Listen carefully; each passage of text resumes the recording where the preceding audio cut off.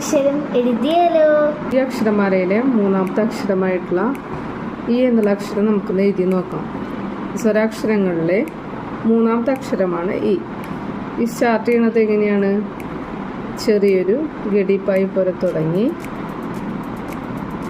C പോലെ എഴുതി ഇവിടുന്ന് അങ്ങോട്ട് കടക്കാൻ പാടില്ല അല്ലേ? ഈ വരയുടെ ഇവിടെ വരെ വന്ന് ഇതിൻ്റെ അപ്പുറം കിടക്കാൻ പാടില്ല അല്ലേ? താഴോട്ട് ഇങ്ങനെ എഴുതുന്നതാണ് ഇ എന്നുള്ള അക്ഷരം അല്ലേ? ഇങ്ങനെ വന്ന് ഇവിടെ വന്ന് ഇങ്ങനെ അല്ലേ? ഏതാണ് അക്ഷരം? ഇ. ഇ എന്നുള്ള അക്ഷരം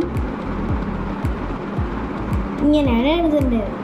മുഴുവനാണെങ്കിൽ എന്ത് വേണം? വേണം. ഇ എന്നുള്ള അക്ഷരം നമ്മളിങ്ങനെ എഴുതി അല്ലേ? ഇനി അത് കംപ്ലീറ്റ് ആവണമെങ്കിൽ പടിപ്പായും കൂടി വേണം. കടിപ്പായി വേണം. ഇങ്ങനെ ശരിക്കും കടിപ്പായി ഇല്ല എന്ന് തന്നെ പറയാം അല്ലേ? സ്റ്റാർട്ടിങ്ങിൽ മാത്രമേ ഉള്ളൂ അല്ലേ? ഇ എന്നുള്ള അക്ഷരത്തിൻ്റെ മാത്രം എങ്ങനെയാണ് വരിക?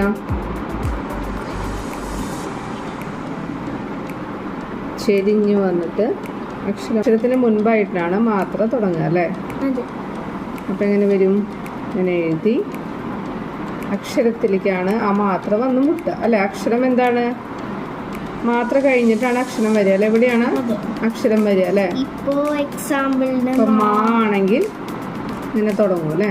ഇങ്ങനെ വന്നിട്ട് ഇങ്ങനെയാണ്. പക്ഷെ മാടെ മാത്ര വരുമ്പോൾ എങ്ങനെയാണ്? ഇവിടേക്ക് എല്ലാം വന്ന് മുട്ടുക. എവിടേക്കാണ്? ഇവിടേക്കാണ് വന്ന് മുട്ടുക അല്ലെ? ഘടിപ്പായിരിക്കാണ് വന്ന് മുട്ടുണ്ട് അല്ലേ?